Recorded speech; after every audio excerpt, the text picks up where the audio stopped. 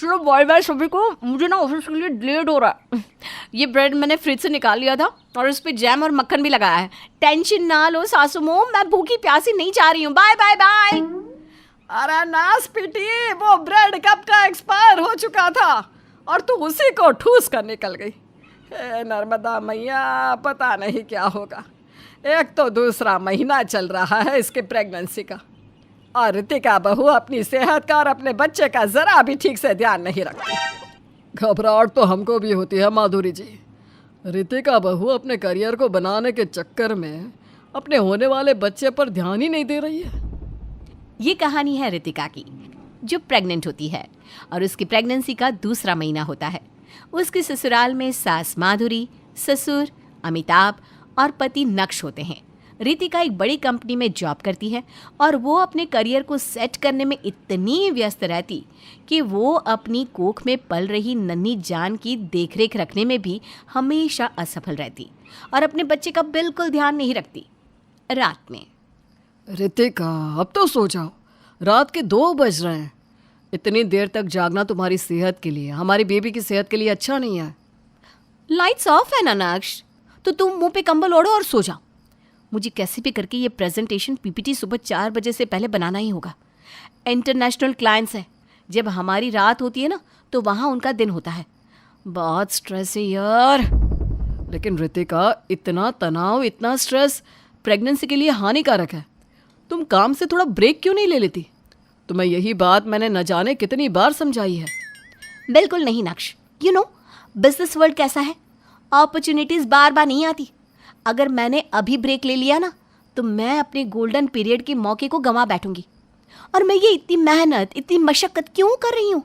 इसीलिए ना, ताकि हमारा बेबी का फ्यूचर सिक्योर हो। लेकिन ऋतिका, मैं हूँ ना।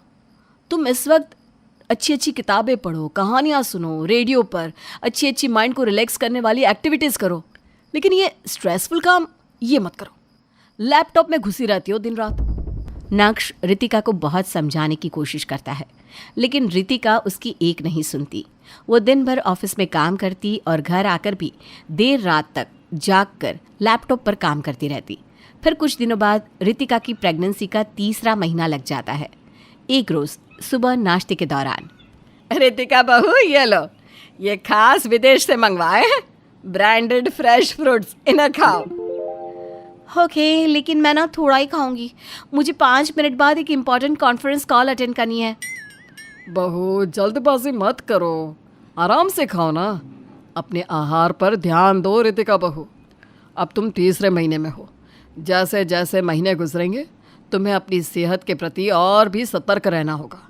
फल फूल, दूध, दही जैसे कैल्शियम और विटामिन वाले पदार्थ को खाना होगा। हाँ ऋतिका, तुम ना रोज़ सुबह 7 बजे उठ के मेरे साथ पार्क चला करो। वहाँ एक्सरसाइज भी कर लिया करो। इससे हमारे बच्चे की सेहत में और तंदुरुस्ती आएगी। ओफो, अरे मैं ये सब ऑलरेडी फॉलो करती हूँ। मैं दिन में 50 बार चाय कॉफ़ी गटकती रहती हूँ जिसमें दूध होता है।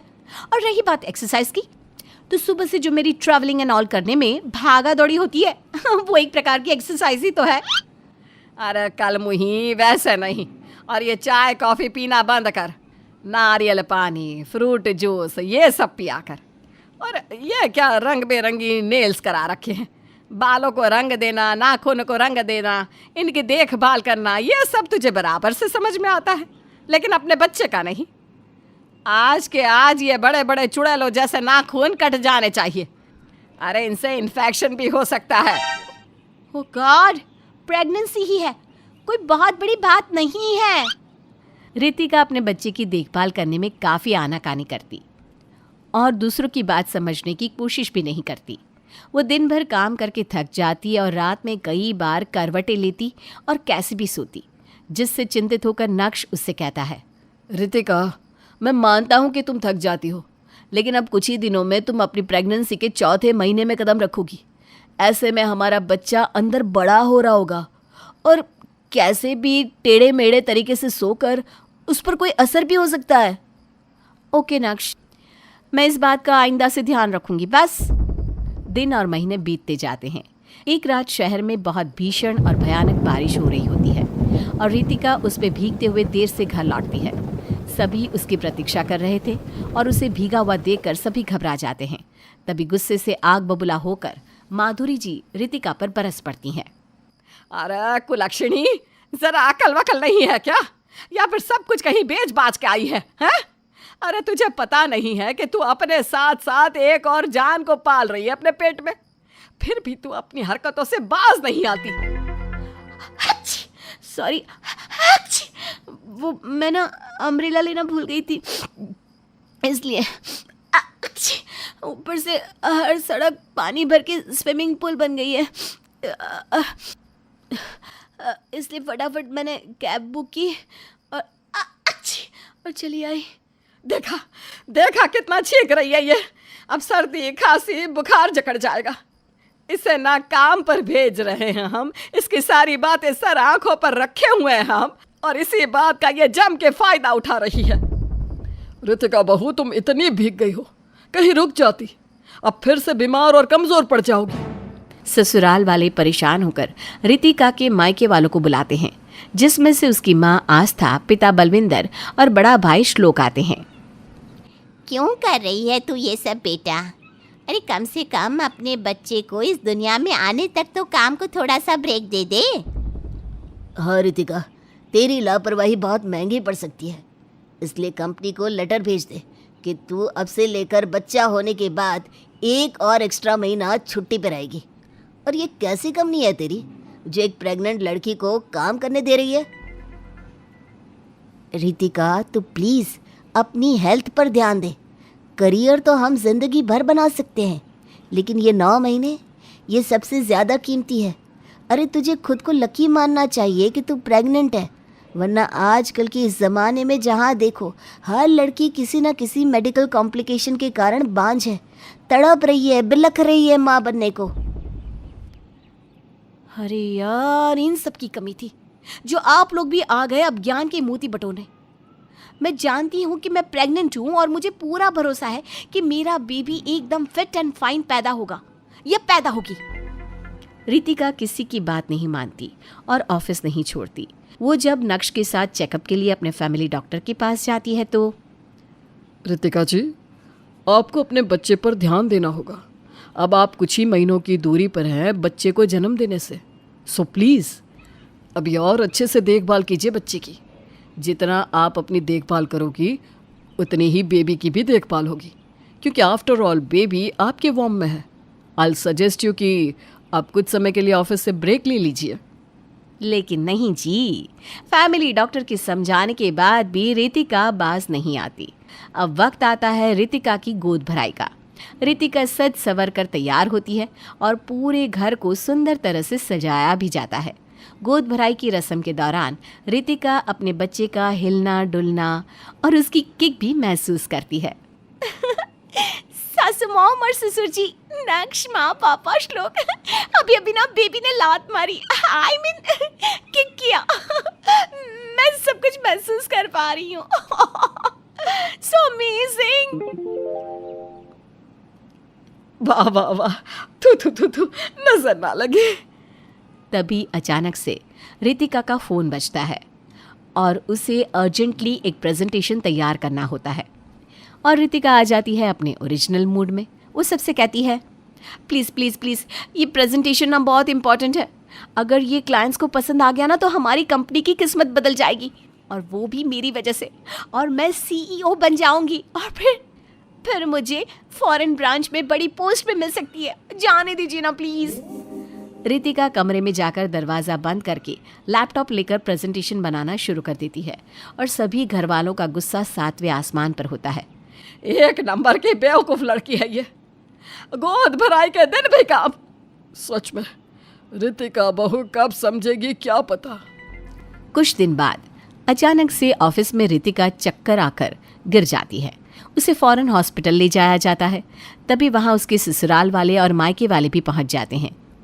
सब जब हॉस्पिटल रूम में एक साथ खड़े होते हैं तब डॉक्टर कहते हैं, ये कहते हुए हमें बहुत दुख हो रहा है कि अब रितिका जी का बच्चा इस दुनिया में नहीं आ पाएगा। उनका मिस कैरेज हो गया है, यानी कि गर्भपात, और अब ये कभी भी माँ नहीं बन सकती। ये सब कुछ बैक्टीरियल वायरल इन्फेक्शंस और काफ़ी मेडिकल इश्यूज़ के कारण हुआ है। रितिका जी, आपको अपने बच्चे का ध्यान रखना चाहिए था। नहीं, देखा देखा तेरी लापरवाही का नतीजा। अब हम सब भुगतेंगे। नहीं, ऐसा नहीं होना चाहिए। मेरा बच्चा, नक्श नक्श हमारा बच्चा। रितिका का फ़ोन बजता है।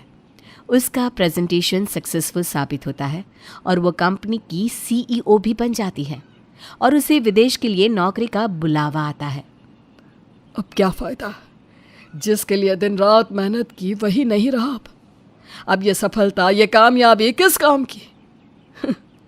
बहुत बुरा किया तुमने रितिका बहू, अपने साथ भी और दूसरों के साथ भी। रितिका जीवन भर अपनी लापरवाही को कोसती रहती है। इसलिए हमें हमेशा सही अवसर पर सही काम करना चाहिए, वरना उसका अंजाम बुरे से भी बुरा साबित हो सकता है। जनक पेशे से एक बहुत अच्छी वकील थी, लेकिन कहते हैं ना, बहू कितनी भी बड़ी तोप क्यों ना हो, सास के सामने तो भीगी बिल्ली ही होती है। अरे जनक, क्या बात है, आज रोटी नहीं मिली अभी तक। ये तेरा कोर्ट नहीं है जो आज फैसला ना हुआ तो कल की तारीख मिल जाए। रोटी तो रोज वक्त में चाहिए। हाँ माँ जी, रोटी तो कब की बन गई। मैंने आपको कहा तो खाना खाने के लिए, आपने शायद सुना नहीं होगा। ओहो, जज नहीं हूं मैं तेरे कोर्ट की, सास हूं सास। कोई दलील फालतू की मत देना यहाँ। बहुत जानती हूं मैं इन वकीलों को, अपनी बात ऊपर रखने के लिए झूठ बोलने में जरा भी नहीं सोचते। तभी वहां जनक के ससुर आ जाते हैं। अरे भाग्यवान, क्यों बेचारे के काम को कोसती रहती है हमेशा। मैं भी तो था वहां जब ये आई थी तुझे रोटी खाने को बुलाने के लिए। सास को तो अब गुस्सा आ जाता है कि कैसे किसी ने बहू की साइड ले ली। अरे वाह जी वाह, वो तो मैं जानती थी कि कोई ना कोई गवाह तो ये पेश कर ही देगी। पर मैं तो अब सीधा खाना खाकर सोने जाऊंगी। मुझे आदत नहीं है किसी से बहसा बहसी करने की। पता नहीं कैसे ये वकील इतना दिमाग लगाकर खुद तो झूठ बोलते ही हैं, साथ में झूठे गवाह भी ले आते हैं। जनक को सास के ताने सुनने की अब आदत सी पड़ जाती है। एक दिन जनक वकील की ड्रेस पर काला कोट पहनकर कोर्ट के लिए निकल ही रही होती है कि अरे कहाँ चली काला कौवा बनकर। टोक दिया ना, अब कोर्ट तो वकील वाली ड्रेस पहनकर ही जाऊंगी ना। वाह भाई वाह, दामिनी तो मैंने भी देखी है। सन्नी पाजी ने ऐसा ही कोट पहना था और कहा था कि तारीख पर तारीख, तारीख पर तारीख। मतलब कि कोई बात करनी है तो बोलिए, वरना वक्त नहीं है मेरे पास खराब करने के लिए। अरे पता नहीं तुझ में क्या देखा मेरे बेटे ने, सारा दिन वकीलों वाली बहस करती है भोली भाली सास के साथ। अच्छा सुन, जो इतनी बहस मेरे आगे करती है ना, जरा अपने बॉस से कर ले, जो 1 साल भी ना हुए तेरी शादी को और काले कपड़े पहना दिए। अंदर जा और लाल कोट पहन कर आ, पता तो चले कि नई नवेली शादी हुई है। अरे माँ जी, कोर्ट में मेरा बॉस क्या करेगा, ये तो पूरे देश की ड्रेस है वकीलों के लिए। लेकिन सास तो ठहरी सास। अच्छा, तो कोई जरूरत नहीं है 2-4 साल कोर्ट जाने की। शादी थोड़ी पुरानी हो जाए तब इजाजत दे दूंगी मैं तुझे काले कपड़े पहनने की। अब क्या था, मन मारकर जनक को लाल रंग का कोट पहनकर कोर्ट जाना पड़ता है। उसके जाने के बाद आहा, बढ़िया, ये पूरे देश की ड्रेस की बात करने वाली। अरे पहना दिया ना लाल कोट। अब सास आए दिन या तो जनक को उसके काम का ताना देती या फिर उसका काम छुड़वा देने की धमकी। तंग आकर एक दिन जनक पति से कहती है, मैं सोच रही हूँ कि कोर्ट जाना बंद ही कर दूं। अरे क्यों यार, इतना अच्छा करियर है, क्यों छोड़ने की सोच रही हो? अरे लाल रंग का कोट पहनकर जाना पड़ता है। हर बात पर सास ताना देती है कि वकील तेज होते हैं, सवाल जवाब करते हैं, झूठी दलीलें देते हैं।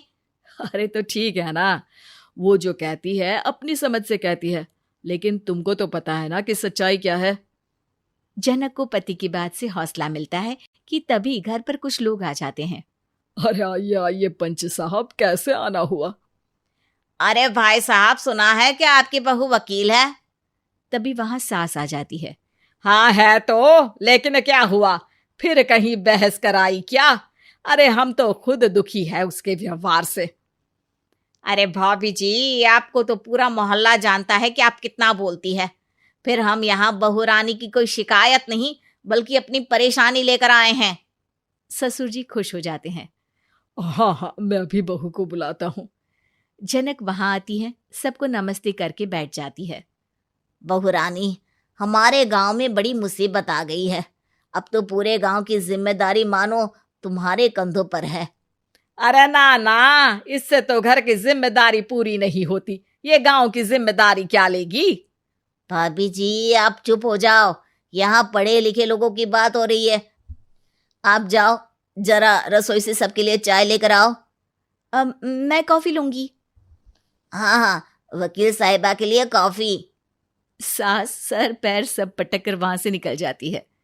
बहू, गांव में पानी नहीं आ रहा है। पड़ोसी राज्य ने हमारा पानी रोक रखा है। इसका मामला तो बड़े कोर्ट में चलेगा पंच जी, लेकिन ऐसा क्यों? वो राज्य हम लोगों से पानी के पैसे मांग रहा है। अब आधे गांव में पानी की सप्लाई खत्म हो गई है बहू रानी। अच्छा पंच साहब, बात गांव की है तो मैं जरूर केस लड़ूंगी।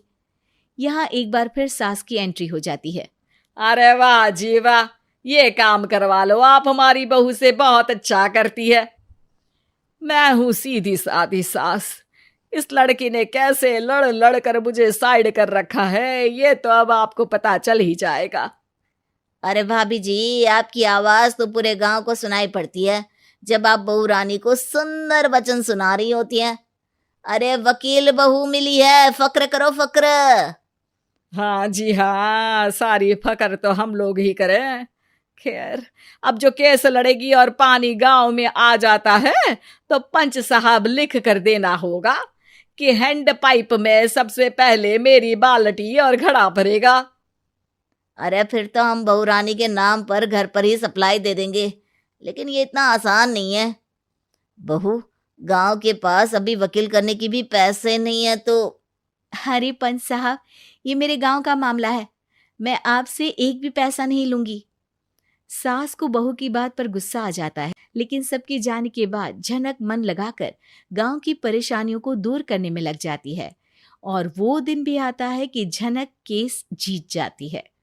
अरे आज तो प्लम्बर आकर घर तक पाइप लगा गया है। खुश हो जाओ, मेरे कारण तुम लोगों को घर के अंदर ही पानी मिल जाएगा।